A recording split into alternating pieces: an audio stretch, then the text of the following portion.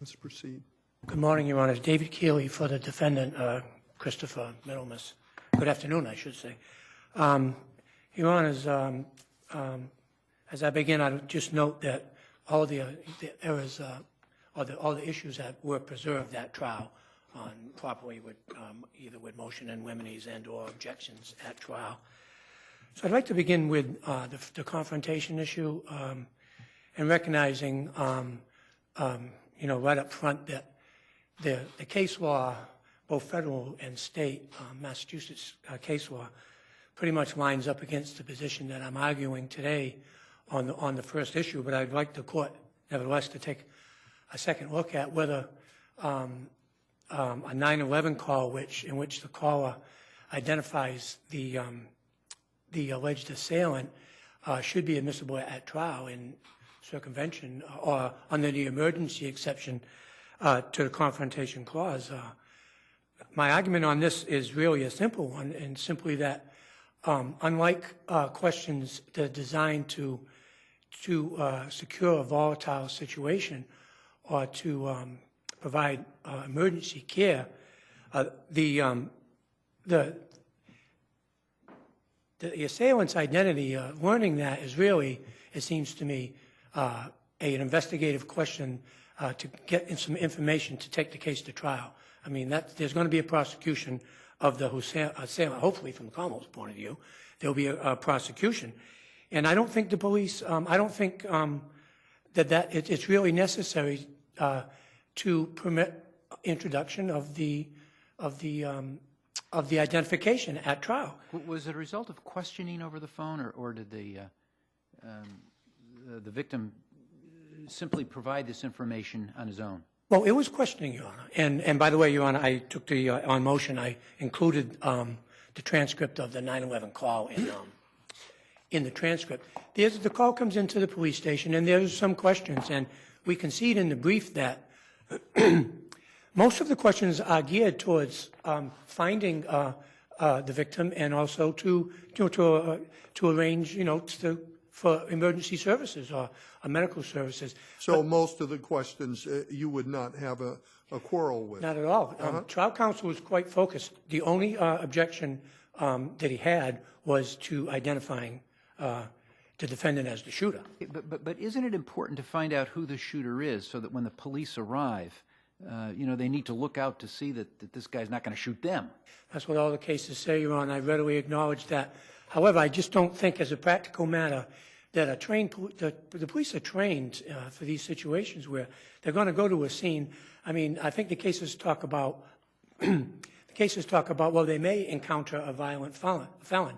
A case like this one, there's a violent felony. In all likelihood, a violent felony has occurred. There may be some scenario where a shooting of this type is not a violently felonious. I just don't know of such a scenario. So when the police go there, I don't think they need to know who the person is. They're going to confront whoever's there, reasonably confront whoever's there, and maybe the immediate surroundings.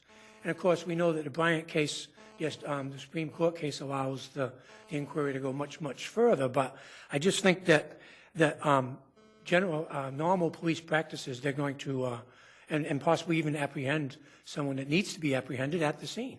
So I don't think the identity of a particular suspect is a piece of information that the police need when they go to a scene. Well, suppose it's somebody known to them.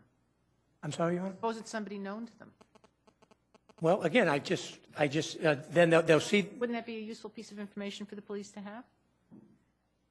It could be, Your Honor, but I think that they're still going to, based on what they see and observe and encounter when they go to the scene, then they're going to, they're going to apprehend the person, or at least begin an investigation, secure the scene.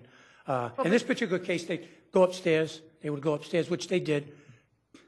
Yeah, but that makes a certain degree of common sense that, can you identify who it is? Then, you get information, male, female, known to you, not a total stranger, that gives police more information so that they know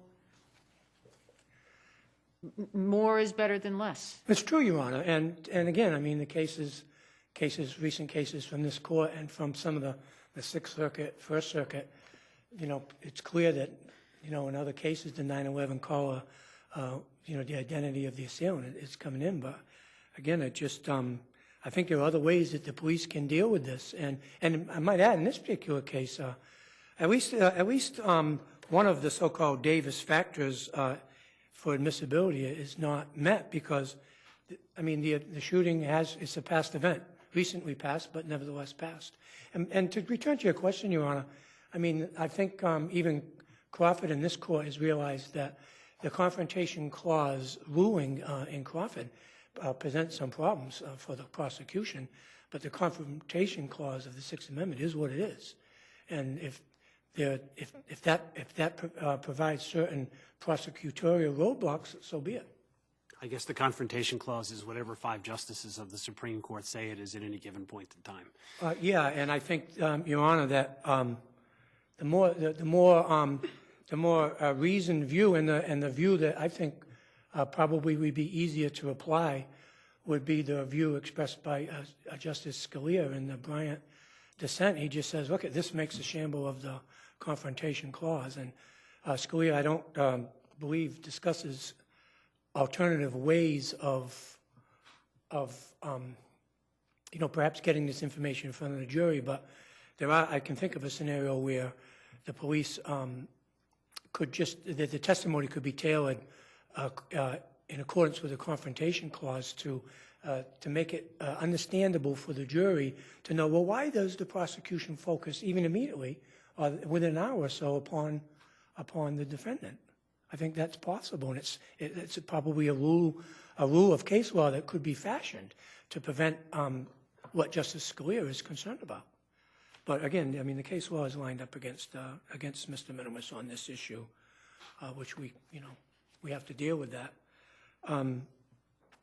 So if there are no further questions on that issue, I'd like to turn now to the dying declaration. And our argument on this particular issue is really a quite simple one. There's no reasonable inference that the victim had a settled expectation of death when he called, when he made the 911 call, and also when he spoke to, the police officer who responded to the scene. And we lay out cases that go back from as far back as 1930. Could you clarify for me? I know I read somewhere that there was some statement by the paramedics that they said he did not look good, like he was.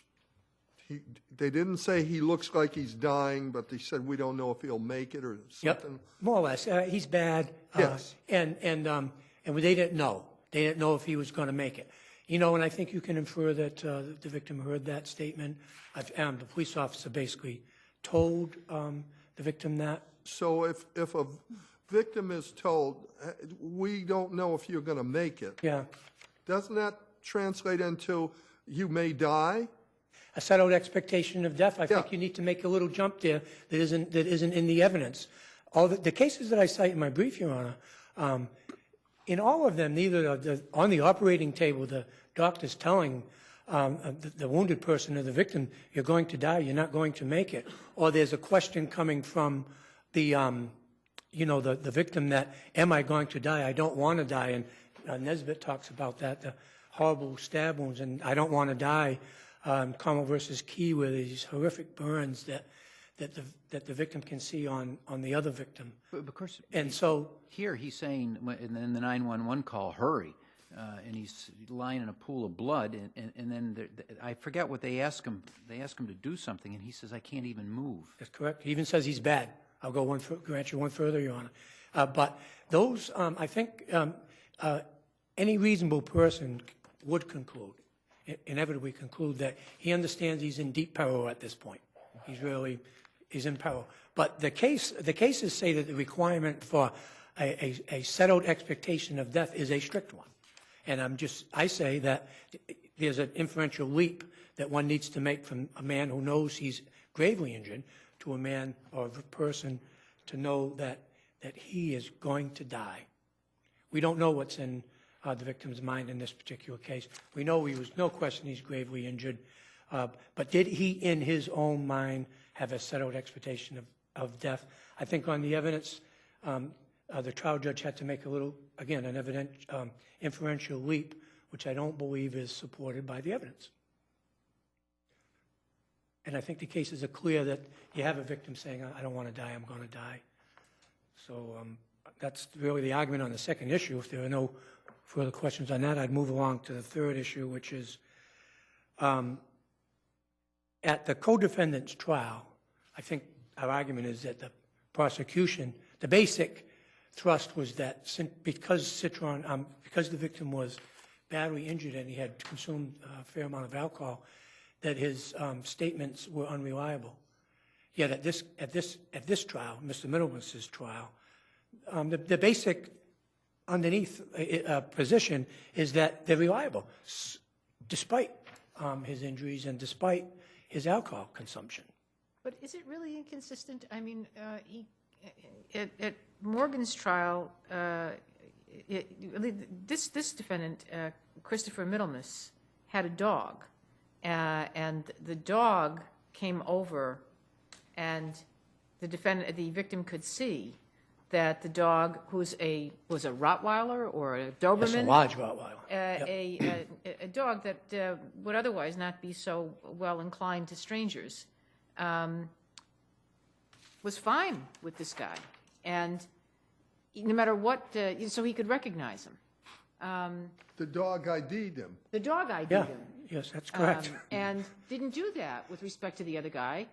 And so no matter how drunk the victim might have been or how, he had independent reason to know who one of them was that he didn't have with the other one. That's, Is it I really mean, the same that's situation? what it's your point is a compelling one. I think, and as trial defense counsel said, it's too narrow of a point of view.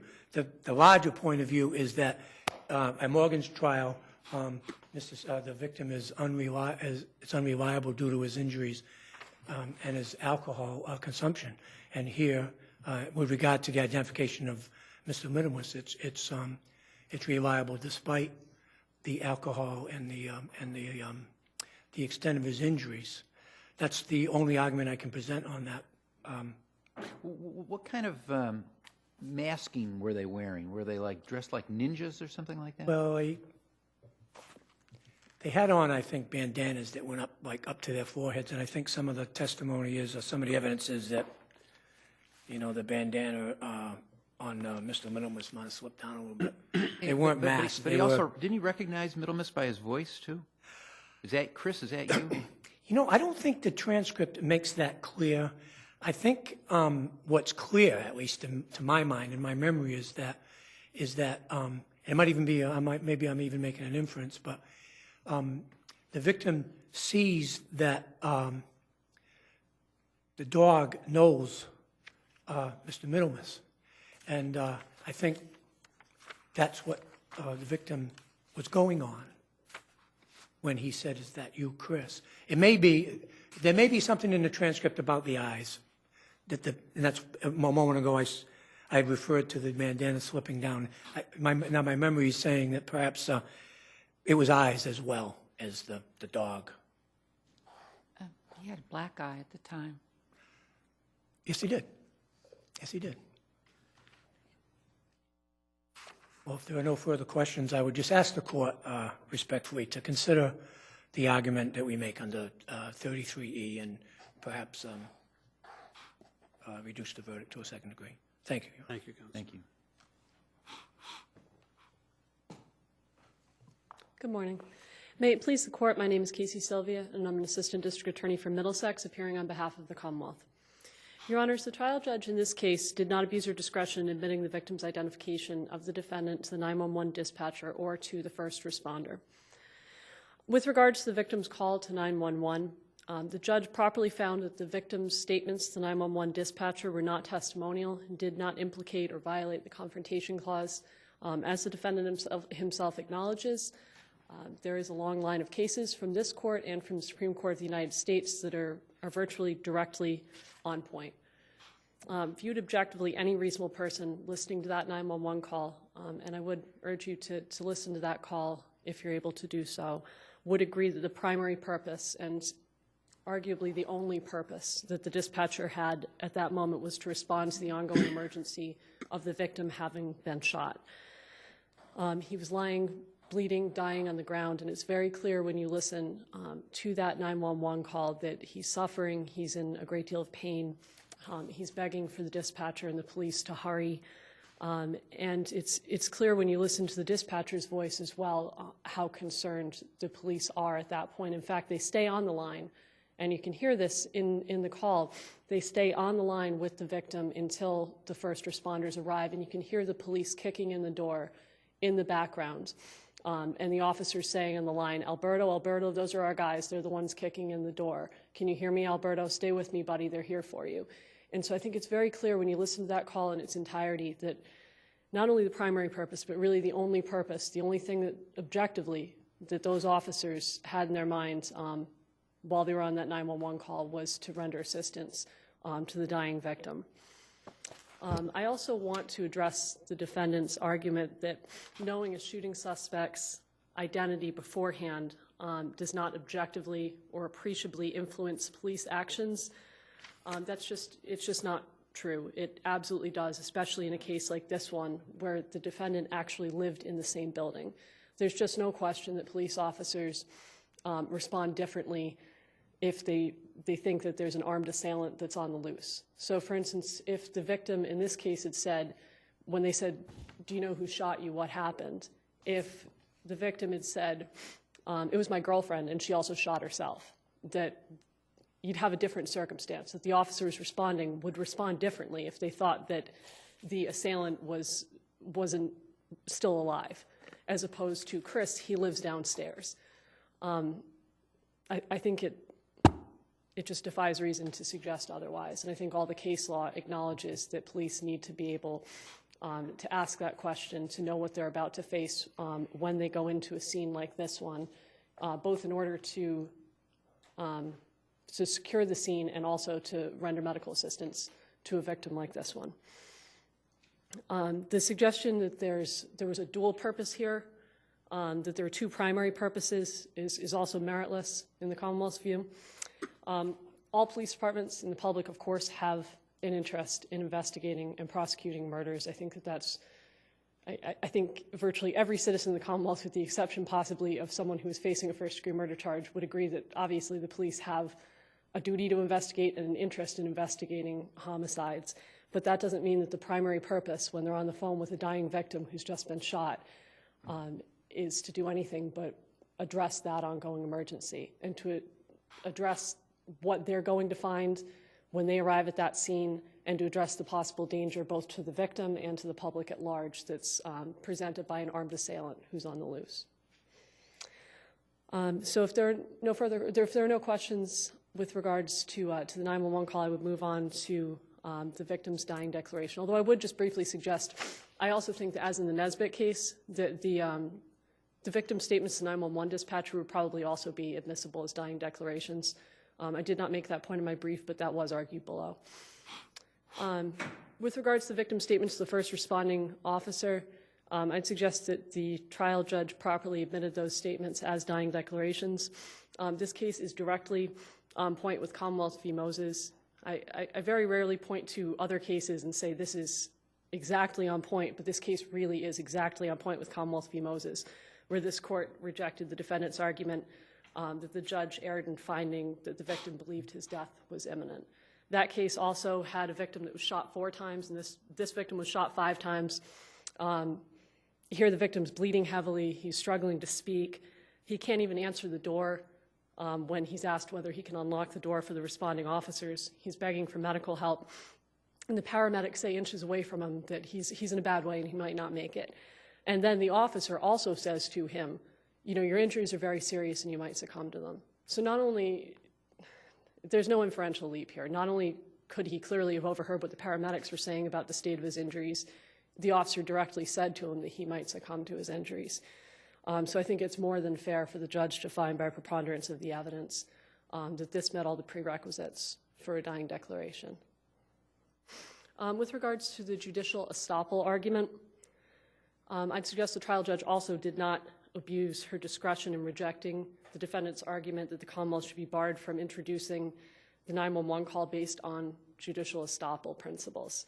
The Commonwealth never took a contrary position with regards to the 911 call. We admitted that call at the first trial. We admitted it at the second trial. The position at the first trial, Morgan's trial, was that the victim correctly identified this defendant, Christopher Middlemiss. He was not able to identify the second defendant, and we offered an explanation, which is because he was intoxicated and because he was suffering from blood loss at that point. We put in evidence at the first trial through the medical examiner that the victim's blood alcohol level was a 0.17, and that the blood loss from the shooting could cause him to have problems with perception, as an explanation for why he couldn't correctly identify the co-defendant, not in order to say that this tape wasn't admissible, that it wasn't reliable, or that he incorrectly identified this defendant, Christopher Middlemiss. At this defendant's trial, we also admitted the tape, and our argument obviously was that he correctly identified this defendant. As Justice Duffley pointed out, this defendant had a black eye at the time. That was something, there was evidence that that was something the victim was aware of, that he had a black eye, and that's how he was able to recognize this defendant. So I'd suggest that the defense is taking too broad of a view of this. We did not ever suggest that the victim's statements were unreliable or that the 911 tape was inadmissible. We offered an explanation at the first trial as to why he wouldn't be able to properly identify the co-defendant. And if there are no questions as to that point, I would just briefly argue with regards to 33E review. As the trial judge at sentencing pointed out, this is a just conviction. This is a just sentence in these circumstances. You have two individuals that, rather than getting a job when they needed rent money and they needed money for car repairs, decided to sneak into a man's home and lie in wait in the dark for him to come home and to rob him at gunpoint of money rather than getting a job. They thought that that was the appropriate thing to do in order to pay their bills, to sneak into another man's home with guns and to rob him. Obviously, it was not a wise decision. It was a foolish thing to do, and it was a poorly thought out and executed plan. But that does nothing to undermine the justice of this conviction. I would suggest that this is a more than appropriate conviction. There's no reason to reduce the verdict in this case in any manner. Thank you. Thank you, counsel. All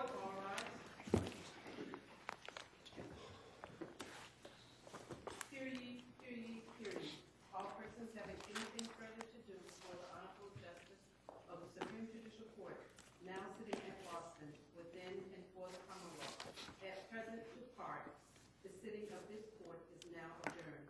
God save the Commonwealth of Massachusetts. Court is adjourned.